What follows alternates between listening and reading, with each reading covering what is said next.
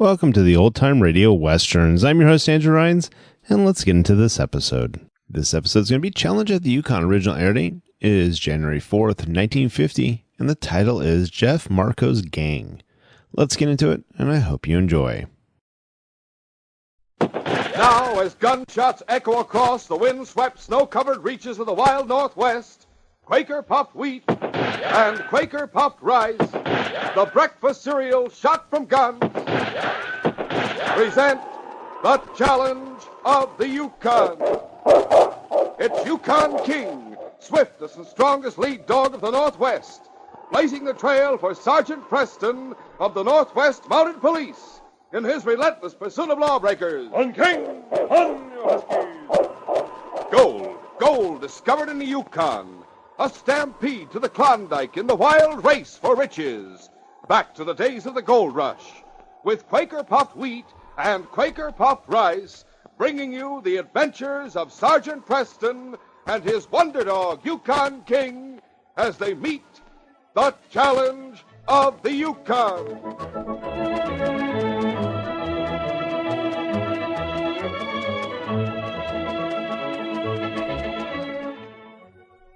Here's how Mother can make breakfast a tempting meal that no one in the family wants to skip. Just pour out bowlfuls of delicious, crisp Quaker puffed wheat or Quaker puffed rice. Top them with milk or cream and sliced bananas or some other fruit.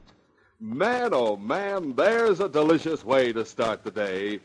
Just one bowlful of this swell-tasting, nourishing, ready-to-serve cereal shot from guns, and you'll say nothing tastes so swell, except maybe 2 bowlfuls. So start every day with a real breakfast treat. Delicious Quaker puffed rice or Quaker puffed wheat.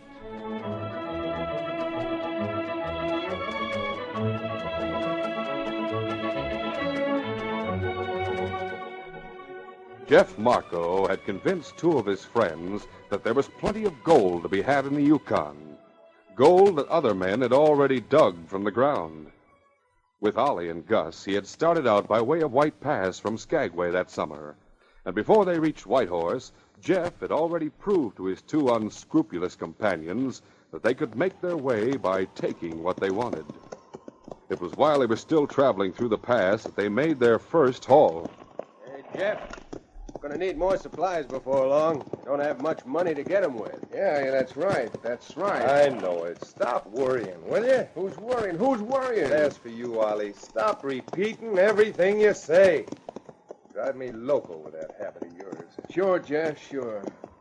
It's just my way. It's just my way, that's all. No use trying to get Ollie to change, Jeff. We ought to call him Paul Parrot and be done with it. Ah, don't be funny. Don't be funny. Look at it, Ollie.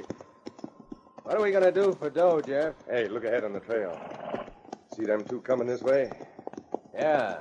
What about them? Well, they're heading south towards Skagway. That means they got gold, and they're going south to spend some of it. Be ready to draw your guns. As soon as we get close to them, we'll take what we got. Good idea. Well, look, Jeff, they'll stop at the first settlement and get the law after them. They won't ride any place after we're through with them. Now, wait a minute. No use being trailed for murder. I'm not that loco, in spite of Ollie's crazy chatter. What I mean is, we'll take their horses and sell them or trade them to the first Indians we come across. Now, here to come, be ready. Whoa. Oh, there. Ho. Hi there. Heading for the gold country, huh? Sure are, mister. Think there's any chance of us making a strike? Sure, why not? Others are doing it every day. Well, how come you're leaving the Yukon? I got a good pile. We're heading for Skagway to do a little spending. Then we'll go back before winter sets in. Cover them, boys. Sure. Hey! We got the drop on him. What's the idea? Both of you dismount. Now, see here. Do what he says. All right. Better do like they want us to, Joe. Yeah. They got guns on us. Steady, fella. I'll get their guns. Watch them. Now. There, I got their guns. We'll get the Mounties after you for this. Sure. You'll find a couple of them back at the border if you can walk that far. Hey, you don't mean to take our horses, do you? Yeah, after I make sure the gold's in the saddlebags. It's here, all right. I'll lead one horse, Gus. You lead the other. Come on. Steady, fella. Grab another bridle, Gus. Sure. I got it. Now, let's get away from here. Get up. Get up. Get it, boy. Get up. Later, in Selkirk, with bandanas covering part of their faces, Jeff and his two followers brazenly entered the cafe. Now, hold up. Line up, all of you. The first one who makes a move will take a bullet. All right. While I keep them covered, Ollie, you and Gus go get their wallets and pokes of dust. Yeah, it'll be a pleasure. It'll be a pleasure. Yeah. All right, you. All right, now hand it over. Yeah, they got plenty of gold. Got plenty of gold, Jeff. You won't get far, any one of you. The Mounties will trail you. The Mounties won't get us. The Mounties won't get us. Hey, listen to him. He keeps repeating himself. Shut up. Shut up, I said. Ooh, come on, hurry it up. Yeah, we got them all. We got them all. Well, let's get going then. All right, Jeff. Come on, Ollie. Yeah, let's hurry it up. Oh, my. Don't let him get away. Hey, somebody go for the constable. Sure, get the constable. Don't let him get away. After the holdup, the man who had particularly noticed Ollie's peculiar way of speaking went to report to the constable. Constable, there's been a holdup at the cafe. What? They lit out of town on horseback, taking every bit of cash we had. There were 3 of them. Oh, I had a telegraph report from Whitehorse not long ago to be on the lookout for 3 men who are wanted for robbery. Did you get a good look at them? Yeah, they wore bandanas over the lower part of their faces, so it's hard to say what they really look like. I was so excited and all. Yeah, I know. But I did notice one thing. Oh, what was that? One of them talked kind of funny. In what way? What do you mean? Well, he kept repeating what he said, sort of. Let's see. Well, that's something anyhow. I'll go over to the cafe and find out what I can from the others over there. Trouble is, none of them agree on what they look like, Constable. Everybody's got a different way of describing them, seems like. Yeah, it's always that way when the crowd's held up. After I talk to the men, I'll send in a report to headquarters at Dawson City. I can't very well leave here. What's more, that gang will be more than one man can handle. Now, come on, let's go to the cafe. At the headquarters of the Northwest Mounted Police in Dawson City, Inspector Maynard was talking to Sergeant Preston in his headquarters office. Sergeant, we've had reports of a gang operating along the Yukon Trail. They've robbed men who were traveling. They've staged robberies in Whitehorse and Selkirk. Well, that means they're moving northward, sir. Well, they're thought to be still in the vicinity of Selkirk. Do you have any description of the gang? The only description we have is that there are 3 men of average appearance. They always use bandanas to hide their identity. It's not much to go on. No, but there is one thing that's been brought out by several people, though. What's that, sir? One of the men has a peculiar way of talking, a parrot-like manner of repeating his words. Well, that might help. What do you want me to do, sir? The constable at Selkirk lost the trail. He has requested that you and King come there to help round up the gang, Sergeant. All right, sir, but it may be that the gang will head back toward Skagway to avoid the winter. Could be. They've been so successful so far that they may stay in the Yukon. One way or the other, we want them. And it's up to you to bring them in, Sergeant, even if you have to follow them to Skagway. All right, sir, I'll start for Selkirk right away. I'll do all I can to bring in that gang. Come along, gang. Goodbye, Inspector. Goodbye, and good luck, Sergeant. After an uneventful trip to Selkirk, Sergeant Preston and King made the rounds of the town, questioning those who had been the victims of Jeff Marco's gang. He discussed the situation with a local constable in his office. Well, Frank, I haven't found out much more than the inspector told me about that gang. No. There aren't 2 men who agree on the descriptions they give of the 3 men in that gang. Except in one instance. What's that? They do agree about the member of the gang who talks in a peculiar way. That is, repeats whatever he says in parrot fashion. Yes, that's right. I've warned everybody to be on the lookout for him. May show up at the cafe or at the trading post. That is, if the gang hasn't left this vicinity. If they haven't, make another move before long. At least that's what I'm counting on. Hank and I are going to the trading post for a few supplies. See you later, Frank. Come on, gang. Meantime, Jeff, with Gus and Ollie, had settled in a cabin a few miles from Selkirk. That afternoon, Gus had gone to town for supplies. Jeff and Ollie were waiting at the cabin. Ollie was saying, Why couldn't I go to town, Jeff? Why couldn't I go? Hey, you fool, if you'd stop that silly way of talking, you could go. But people will notice the way you talk. I can't stay holed up in this place. I just Shut up! You said that once. Oh. Well, what are you planning, Jeff? What are you planning? It's getting mighty cold. Winter will soon be setting in. Couldn't make it back to Skagway now with horses. And once the trails are frozen, we can make it with a dog team. We haven't got a dog team. We haven't got one. I know that, you dope. Hey, we can steal one, maybe. Oh, we can steal one. No, it'd be too risky around here. What are we going to do? We'll buy one. There's a woman and a kid living in the next cabin up the trail. Her husband died, and she's fixing to move to the hotel for the winter. She wants to sell her dog team. There's a sign posted. Oh, yeah. I saw the sign. Right outside the cabin, right outside. Hey, look, trying to talk to you drives me nuts. Take some cash and go up to that cabin. That'll give you something to do. Make a deal with her for that dog team and sled. Give you the cash right now. Do as little talking while you're there as possible. Do you savvy? Yeah.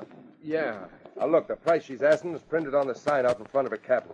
Give her the price without quibbling, so you won't have to say much. Here's the cash. Now get going. Act as nice as you know how, so they won't be suspicious of you. All right, Jeff. All right. A short time later, in their cabin up the trail, Elsie Bagley and her small son Glenn heard a horse stopping outside. Hold there. Whoa. Mama, somebody's coming. It's a man. I can see out the window. All right, I'll see who it is and what he wants. Howdy, ma'am. Howdy. Hello. What do you want? Oh, no need to be scared. I come about buying a dog team. Yeah, about buying a dog team. Oh, yes, of course. Won't you come in? Thanks, ma'am. Thanks. Hello, mister. Well, hello there, son. Hello there. Nice boy, ma'am. Nice boy. Thank you. Now about the dog team. I got the money right here. There you are. Just what you have marked on the sign. You talk funny, mister. Glenn, that's not nice. But he does, Mama. Forget it, son. Forget it. Like I said, there's the money. There's the money. But you haven't seen the team and sled yet. That's all right. That's mighty nice of you. But it is a good team, so you don't have to worry. Here, count it. Thank you. I'm sure it's all there. Now, Glenn, we can move to town right away. Oh, golly. That'll be fine. I'll give you a receipt for the money and a paper showing you own the dog team and sled, Mr. Oh, name's Ollie Smith, ma'am. Name's Ollie Smith. My name's Glenn Bagley. Glenn, for shame. It's all right. Cute little fella. Yeah, he's a cute little fella.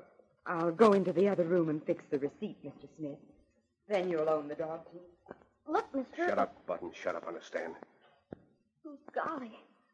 Yes, sir. I had the receipt and paper already. All I had to do was fill in the name and sign them. Here you are, Mr. Smith. Thanks. The dog, sled, and equipment are back in the shed. I'll come back later with a friend and pick him up.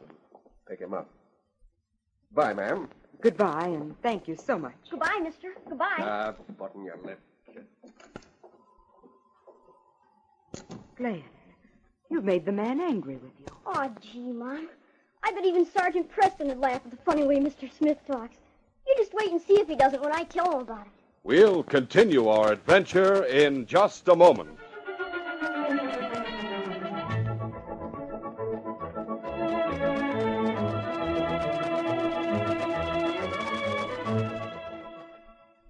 For a breakfast that's delicious, for a breakfast that's nutritious, remember these three famous words. Shot from gun. Yes, Shot from Gun stands for the original, the one and only Quaker puffed rice and Quaker puffed wheat. These are the giant size, the king size grains of premium wheat or rice shot from guns to make them bigger and better tasting. Think of it. Quaker puffed wheat and Quaker puffed rice are actually exploded up to 8 times normal size. That makes them crisp and tender as nuts in November. Quaker puffed wheat and Quaker puffed rice are shot through and through with bang-up nut-like flavor, too.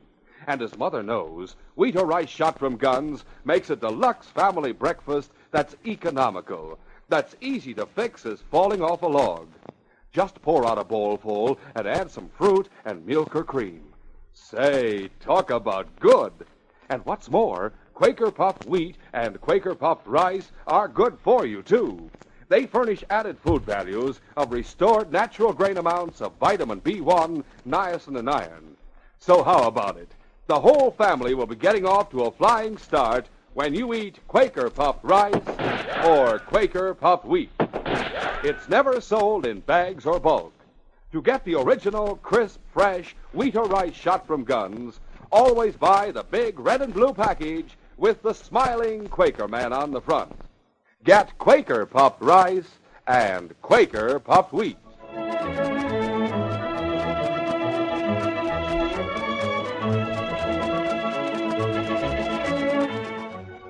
Now to continue. When Ollie arrived at the cabin he shared with the others, he found Jeff Marco in a heated discussion with Gus, who had just returned from the store in Selkirk. Quick, Jeff. Oh, here's Ollie back. Hey, what's the excitement? What's excitement? First, tell me, how'd you make out? It's all set, all set. The team is ours. Sit down and save your breath. Sure. Gus says he saw Sergeant Preston and his dog in town. Who's Sergeant? I knew you'd ask that. He's something special in the way of a mountie, you dope. He's here asking questions about us, and particularly about a dumb cluck who goes around making double talk. Yeah? Who does that? You crazy loon. Good thing we kept you away from town. That's right.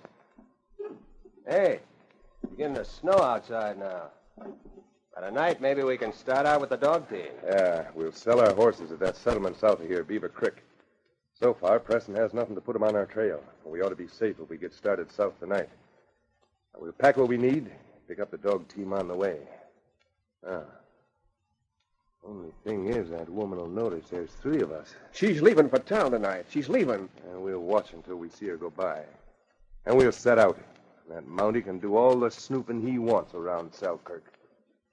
Early that evening, Elsie Bagley rode to town with young Glenn and arranged to put up at the hotel for the winter.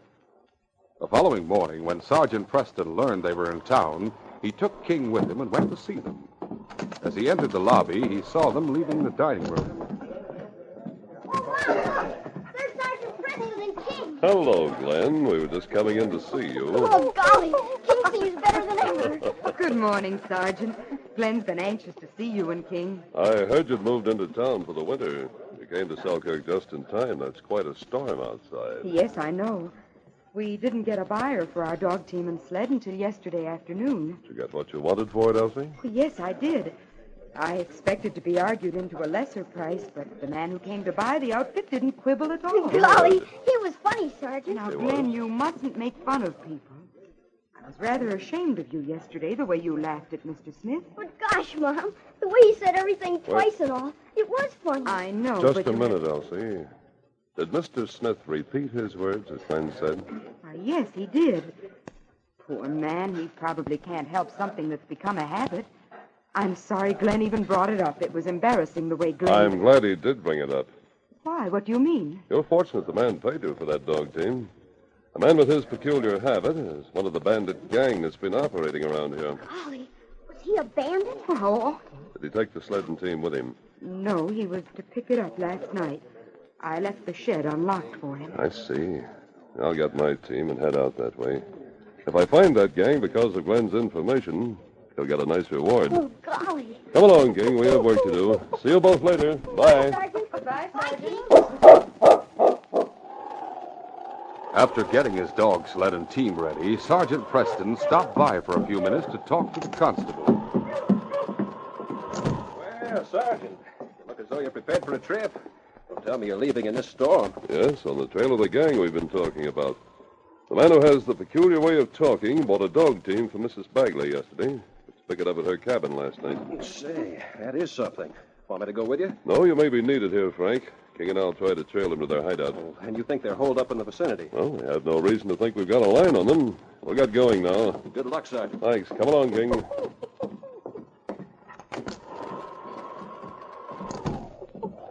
All right, King. Up front, boy.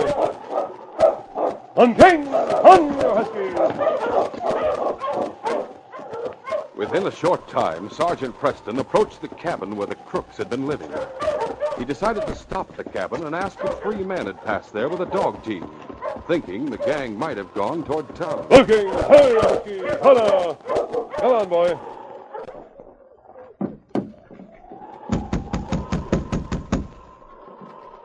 Sergeant Preston waited a moment, and then, getting no response to his knock, he tried again a little harder.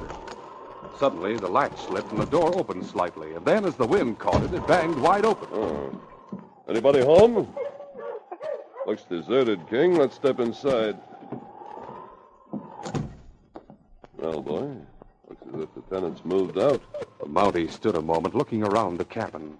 He noticed a slip of paper on the floor, and because it was neatly folded, he stooped and picked it up out of curiosity. Unfolding it, he glanced at the contents, and then straightened with sudden interest. King, we've hit on something. The paper in the Mountie's hand was the receipt made out to Mr. Smith and signed by Elsie Bagley. Preston realized then that the crooks had been using that cabin. He spoke to King. Let's go, boy. We'll go on to the Bagley place and try to get the trail from there. On King! On!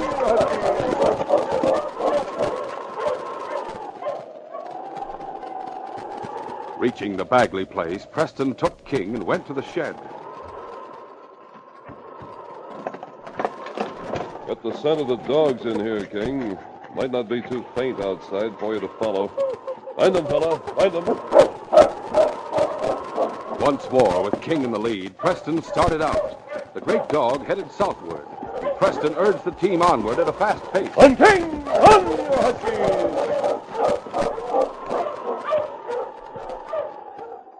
Meantime, Jeff Marco and his companions had traveled along the trail at an easy pace, since they were not expecting to be followed. They had moved along during the night, and with the coming of daylight, the storm had increased in intensity. They were finally glad to stop at a dilapidated shack they found along the trail.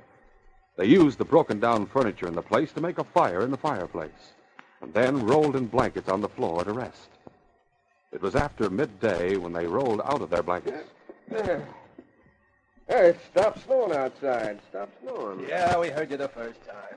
It's bloody cold out there. Yeah, but we can't stay in this dump much longer. We're not far from Beaver Creek. I'm glad of that. The horses have held us back. We'll get rid of them there. Yeah. We'll eat. Now we get ready to move on. Hey, something's bothering the horses out in back of the lean-to. Ollie, go out and make sure they're all right. Maybe it's a wolf. Maybe it's a wolf. There! Sure, maybe it's a field mouse. Now, don't be a fool. You got a gun, haven't you? Well, grab a cup of coffee first, then go out and guard the horses till we're set to eat. Sure, Jeff. Meantime, Sergeant Preston pushed on. The snow had stopped falling, but the wind was cold and biting. He stopped for a moment to rest. Okay.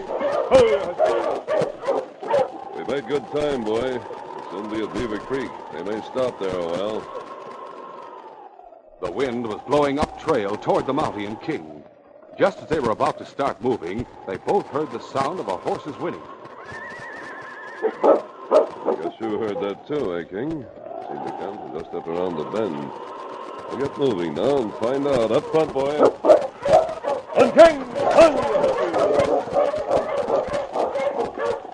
A little farther on, as he rounded a bend in the trail, Sergeant Preston saw the old shack and noticed smoke from the chimney.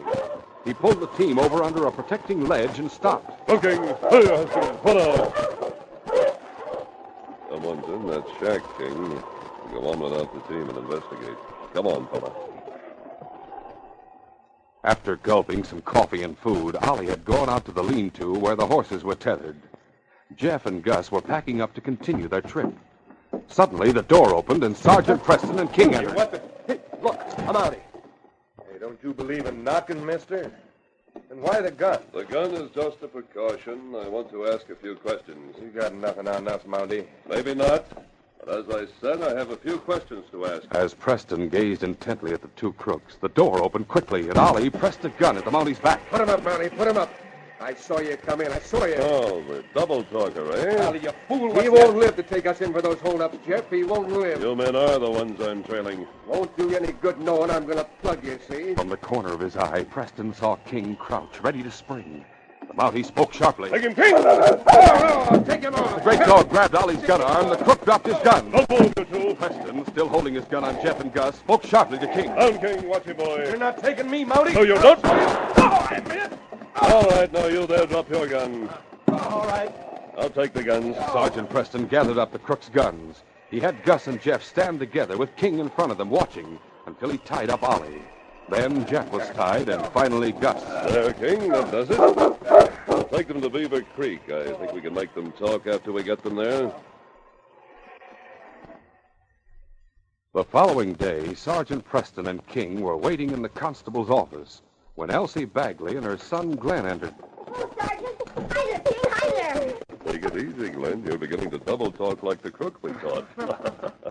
We heard you wanted to see us, Sergeant. That's right, Elsie. That gang is in jail at Beaver Creek. They did enough talking to prove they're the crooks.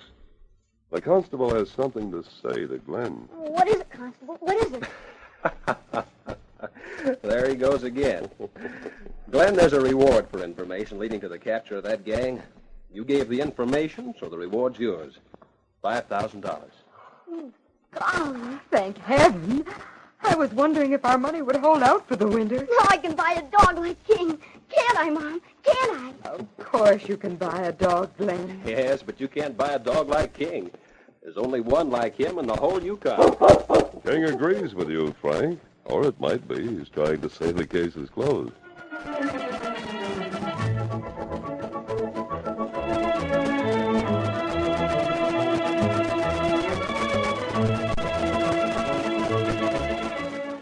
In just a moment, Sergeant Preston will give you a preview of Friday's adventure. Picture yourself trailing outlaws across the wind-swept, snow-covered Great Northwest. Yes, like Sergeant Preston. Well, sir, you would appreciate that real stamina calls for a nourishing breakfast. So fortify yourself every morning with a breakfast that includes a heaping bowlful of Quaker puffed wheat or Quaker puffed rice with milk or cream and fruit. Remember, wheat or rice shot from guns gives you added food values of restored natural grain amounts of vitamin B1, niacin, and iron. And delicious, well, taste them. You just can't beat Quaker puffed rice and Quaker puffed wheat. So tomorrow at your store, look for the big red and blue packages with the smiling Quaker man on the front. Remember, delicious, crisp, nourishing Quaker puffed wheat and Quaker puffed rice are never sold in bags or bulk.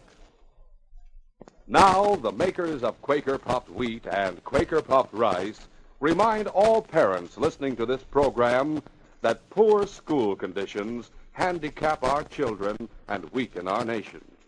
Do your part to avoid this by joining and working with local civic groups and school boards actively seeking to improve educational facilities. Listen Friday when Sergeant Preston and Yukon King meet the challenge of the Yukon in the case of the battle at Bradley's. There were 5 of us in the trading post at Bradley's when the Indians attacked. 4 men and a girl. The girl was so desperately ill that she couldn't be moved. There were hundreds of the renegades, and we were completely surrounded. Our only chance was for King to bring help from Dawson. But an Indian saw him as he left the post. He shot, and King was hit. Be sure to hear this exciting adventure Friday. These radio dramas, a feature of the Challenge of the Yukon Incorporated, are created and produced by George W. Trendle, directed by Fred Flowerday, and edited by Fran Stryker. The part of Sergeant Preston is played by Paul Sutton. They are brought to you every Monday, Wednesday, and Friday at the same time by Quaker puffed wheat and Quaker puffed rice, the breakfast cereal shot from guns.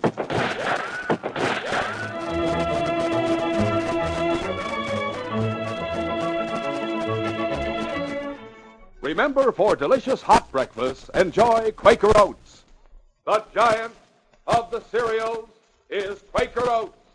Delicious, nutritious, makes you feel ambitious. The giant of the cereals is Quaker Oats. And here's why Quaker Oats is called the giant of the cereals. There's more growth, more endurance in oatmeal than any other whole grain cereal. So make your hot breakfast nourishing Quaker Oats. Quaker and Mother's Oats are the same.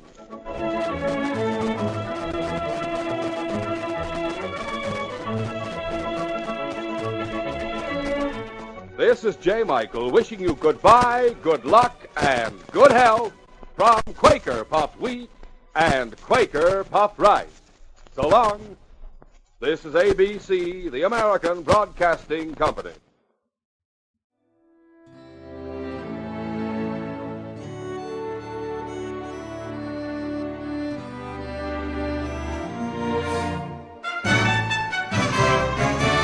This has been a presentation of OTRWesterns.com, and we hope you enjoyed. Please take some time to like and rate our shows in your favorite podcast application. Follow us on Facebook by going to OTRWesterns.com/Facebook. Join in the conversation by going to OTRWesterns.com/Discord. And don't forget to send us an email, podcast@OTRWesterns.com. This episode is copyright under the attribution non-commercial share alike copyright. For more information, go to OTRWesterns.com/copyright. Have a great day, and again, thanks for listening.